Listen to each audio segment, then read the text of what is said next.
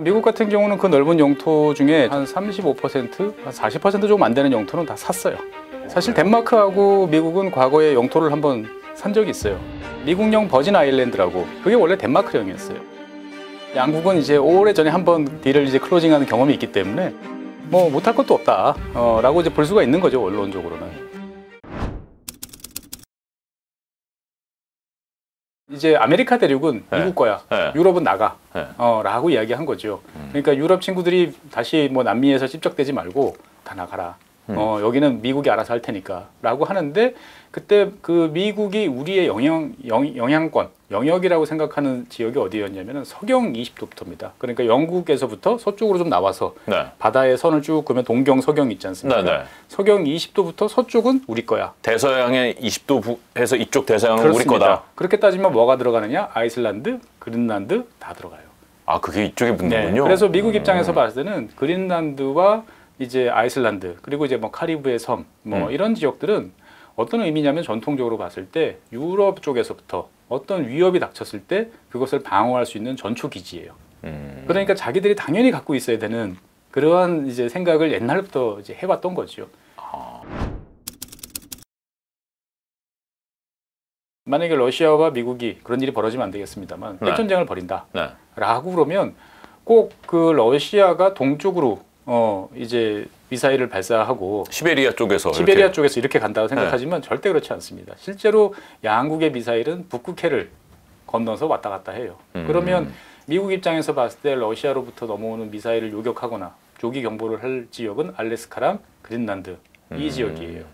그러니까 미국 입장에서 봤을 때는 북극이라고 하는 그 지역, 북극권이라고 하는 지역은 우리로 따지면 동해 같은 이제 그런 지역이죠.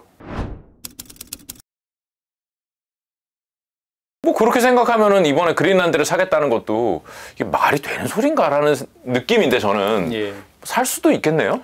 그러니까 이제 그린란드라는 그 땅을 이제 우리는 어떻게 보면은 미국이 아무 관련 없는 땅을 이렇게 입맛을 다시다가 내가 사야지 이렇게 생각하시는데 그건 아니에요.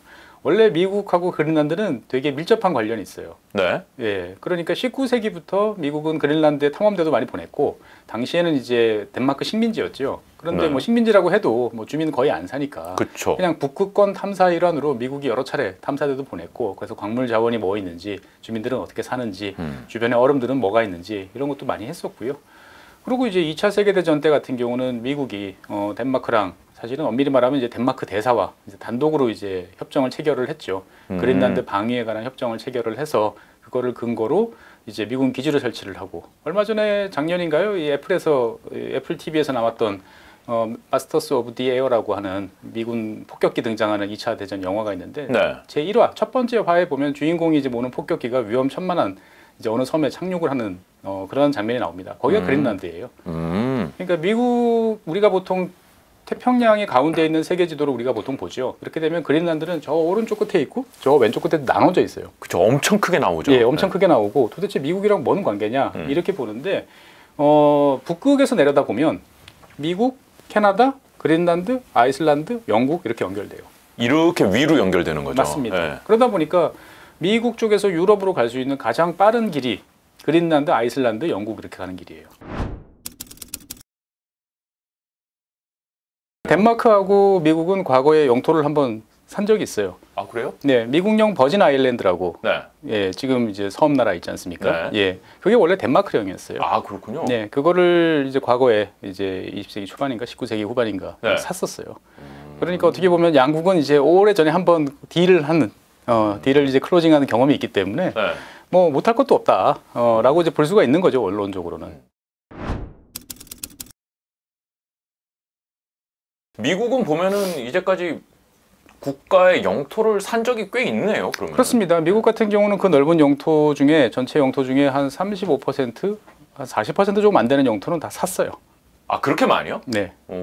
그러니까 이제 보통 우리가 미국 중서부 지역이라고 하는, 우리 중서부라고 표현하는 미시시피 강을 따라 펼쳐진 그 드넓은 대평원, 여기는 전부 다 원래 프랑스령이었습니다. 루이지애나. 그렇죠. 루이의 땅이죠. 우리는 보통 루이지애나 그러면은 저 미국 남부에 제일 못 사는 주 중에 하나인 이제 루이지애나 주만 생각하시는데, 사실 루이지애나라고 보통 부르는 땅은 그 미시시피 강을 따라서 어디까지인지 경계도 잘 모르는 자고한 이 미시시피 강 주변에 여러 넓은 지역을 이제 루이지애나로 불렀고 그것을 이제 미국이 나폴레옹으로부터 이제 사들인 거죠. 아, 그럼 루이지애나 주 현재 그 부분만 산 게 아니라 그 위쪽까지 다 사둔 그렇습니다. 거군요. 그러니까 미시시피강 주변, 미시시피강에 따라 있는 여러 그 넓은 지역들, 그러니까 로키 산맥 동쪽부터 다 샀다라고 이제 보시면 되겠어요. 알래스카도 산 거잖아요. 알래스카도 샀죠. 예, 알래스카 같은 경우도 이제 러시아로부터 사들였고 사실 러시아 같은 경우가 이제 뭐 지금이랑 비슷한 상황이죠. 크림 전쟁을 치르다 보니까 돈이 이제 빠듯해진 거죠.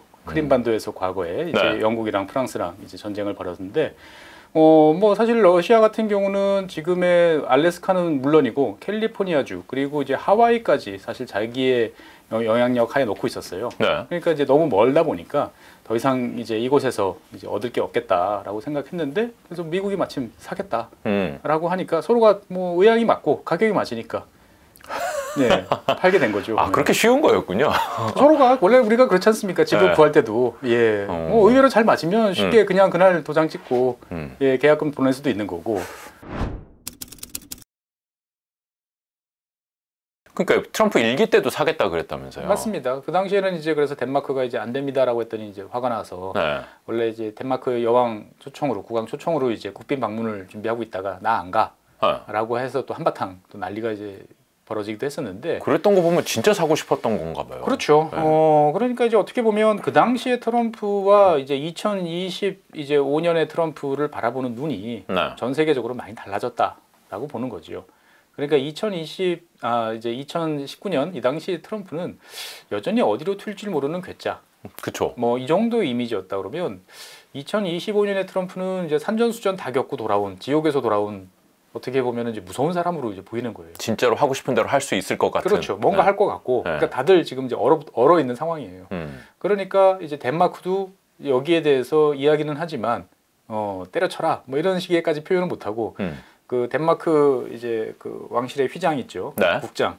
국장에다가 원래 덴마크 그린란드 곰이 요만한 사이즈였는데 네. 그걸 이제 좀 키워서 우리 땅이야라고 이제 조용히 항의하거나 뭐 독일이라든지 주변 국가들 같은 경우도 미국에 대해서 이건 아니지라고 이야기는 하지만 되게 조심스러워요. 왜냐면 미국 입장에서 봤을 때는 너희들이 그런 식으로 나가? 그럼 우리 나토 안 해. 라고 지금 얼마든지 말할 수 있는 상황이기 때문에 트럼프는 뭐든지 레버리지로 쓸 수 있는 사람이라는 느낌이 좀 있죠. 미국은 제가 생각했을 때 정말 나토에서 그만둘 가능성도 저는 충분히 있다고 봐요. 충분히 아니고 꽤 높다고 봐요. 아, 그래요? 네. 그러다 보니까 뭐 그럼 당신들끼리 알아서 해보던지. 네. 라고 했을 때 유럽이 미국의 바짓가랑이를 안 잡고 그냥 우리끼리 할 테니까 가세요 라고 할 수 있을 거냐 못 그러거든요. 이제 그린란드가 단순히 이제 입지만 이제 좋은 게 아니고 2차 세계대전 당시에 이제 이 지역에서는 이제 빙정석이라고 하는 이제 그 특수한 네. 이제 뭐 광물질 그냥 그렇게 생각하시면 돼요. 빙정석. 예, 빙정석이라고 하는. 네. 근데 이걸 어디다 쓰느냐? 비행기를 만들 때 비행기 동체는 요즘에 이제 복합체를 쓰지만 옛날에는 다 알루미늄 만들었지 네. 않습니까? 근데 알루미늄은 만들기가 어렵습니다. 엄청난 에너지를 필요로 해요. 그러니까 한 2000도쯤 돼야 이게 녹아요. 그러니까 열을 2000도 낸다 그러면 네. 철보다 훨씬 높은 온도를 내야 되니까 쉽지 않죠. 네. 근데 빙정석을 섞어서 녹이면 1000도면 돼요. 아. 예, 쉽죠. 네. 그러니까 근데 2차 세계대전 당시에 이 빙정석이 나는 지역은 유일하게 그린란드밖에 없었어요. 그래서 미국은 이 빙정석을 독점을 해가지고 독일이나 일본에 비해서 훨씬 빠르고 쉽게 알루미늄을 대량으로 제조를 해서 비행기를 만들었고 그렇지 못한 나라들은 이제 힘들게 만들 수밖에 없었죠. 그러니까 이제 미국 입장에서 봤을 때는 이제 사실은 굳이 안 사도 돼요. 왜 그러냐면은 이제 아까 말씀드렸던 1941년에 이제 덴마크 대사랑 미국이 체결했던 그린란드 방위에 관한 협정 네. 그걸 보면 거기 10조를 보면 어떤 문구가 있냐면은 미주 대륙 그러니까 아메리카 대륙에 대한 외부의 위협이 완전히 해소됐다고 미국과 덴마크 양국이 합의할 때 이 조약을 갱신하거나 폐기할 수 있다 이렇게 써놨어요. 네. 그러니까 무슨 말이에요? 미국이 아메리카 대륙 위험해 네. 라고 한마디만 하면 절대로 이 미국은 그 그린란드에서 나갈 수가 없어요. 엄밀히 말하면 이거를 이제 판다라고 하면 이제 덴마크는 여기에 대해서 이야기를 할 권리가 있나? 이런 생각이 좀 드는 거죠. 왜냐하면 여긴 자치령이에요. 네. 자치령이니까 여기 이누이트족 한 5만 명 정도가 이제 거주하는데 네. 정부도 있고 네. 자치정부도 있고 네. 여당도 야당도 다 있어요. 총리도 있고. 아 그래요? 네. 그러니까 어떻게 보면 이제 그 사시법에 따라 가지고 독립할 권리도 가지고 있어요. 아 독립할 권리가 있어요? 있어요. 그런데 이제 그린란드가 독립을 하자라는 목소리가 있지만 독립을 못하는 이유가 뭐냐? 나라를 운영하려면 돈이 있어야 될 거 아닙니까? 그렇죠. 거기 뭐 특별한 산업이 돈 나올 게 없어요. 뭐 지금 뭐 팔고 있는 게 이제 요즘에 온난화에 따라서 꽃이 좀 피니까 네. 그린란드산 청정꿀 이런 거 이제 비싸게 팔고 하긴 하지만 뭐 할 게 없으니까 사실 덴마크가 1년에 지원해 주는 돈이 한 5억 달러 정도 됩니다. 요즘 네. 환율로 따지면 이제 한 7천억 정도 되는 건데 이거를 어디서 구할 데가 없는 거죠. 네. 네. 그런데 이제 덴마크 자치정부 입장에서 봤을 때는 아니 미국이 확실하게 뭔가를 해주겠다라고 구체적인 카드를 들이밀면 네. 사실은 이제 검토해 볼 수도 있는 거고 그리고 결국은 이제 주민 투표에 의해서 이제 결정이 되거든요. 그러니까 그 그린란드 주민들이 자 우리 독립에 대한 주민 투표를 실시합니다. 네. 라고 그래가지고 전체 주민들 뭐 5만 명밖에 안 되니까 5만 사실. 명밖에 안 되니까 뭐 이를테면 과반수 네. 투표해가지고 뭐 한 4만 명, 한 3만 명 찬성해서 네. 독립. 그 다음에 우리 미국으로 들어갈 거야. 네. 라고 하면은 덴마크가 돈 받을 일이 없네요. 덴마크는 뭐 거래 당사자가 아니에요.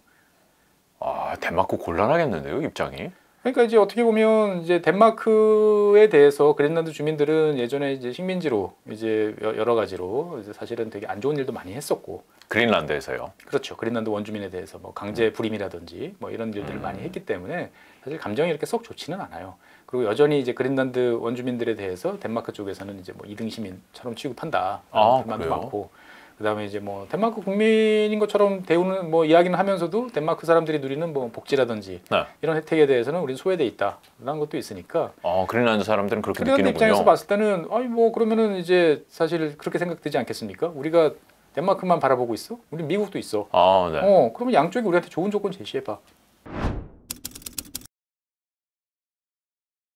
북극권에 있는 석유 중에 뭐 석유 기준으로 보면은 이제 그린란드 주변 지역이 한 30%, 그다음에 천연가스는 한 90% 가까이. 오, 엄청 많네요. 엄청 많죠. 네. 엄청 많은데 문제는 그거를 캐내려면 아마 한 100년쯤 걸릴 겁니다. 보면.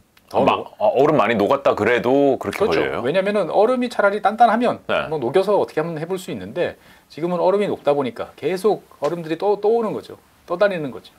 유빙이 많다 보니까 오히려 더 힘들어지는 거죠. 구조물에 충돌하고 그러다 보니까 예, 더 힘들어요. 그러니까 다 싹 녹아서 하려고 그러면 한 100년은 걸리겠죠. 그래서 이제 그린란드 자치정부 같은 경우도 2021년인가요? 그때서부터는 이제 석유나 가스 탐사를 금지시켰어요. 그러니까 기존에 허가해줬던 것은 면허가 만료될 때까지, 그러니까 아마 2027년, 2028년 정도면 만료될 텐데 네. 그때까지는 이제 해라. 근데 이제 새로 발급은 안 해주겠다라고 이야기를 하는 거고, 대신 이제 육상에서 캐낼 수 있는 광물 자원, 뭐 이를테면 이제 우라늄이라든지 말씀하셨던 히토류라든지 네. 이런 거 같은 경우는 해봐라. 라고 그래가지고 지금 한 150개 이상의 업체들이 가서 탐사, 생산 준비 이런 활동들은 이제 하고 있죠. 그러니까 이제 그린란드 입장에서 봤을 때는 이제 우라늄이라든지 히토류 같은 자원들이 제대로 채굴이 돼서 이제 돈이 좀 들어오면 독립을 해볼까라고 이제 생각을 하고 있었는데 이제 트럼프가 이제 난데없이 이제 새로운 이제 우리 땅이야, 우리가 살 거야라고 하니까 그린란드 주민들 입장에서 봤을 때도 여러 가지로 이제 고민이 좀 되는 거죠. 트럼프가 현재까지 이야기하고 있는 그린란드, 그 다음에 이제 뭐 파나마 네. 이런 지역은 어떻게 보면은 미국이 나름대로 연구를 주장할 수 있고 전략적인 관점에서 봤을 때 챙겨야 되는 이제 그러한 곳이에요. 근데 이제 그거를 이제 사겠다라는 표현이 이제 우리한테는 낯설 거칠죠. 뿐이지, 네, 낯설 뿐이지. 네.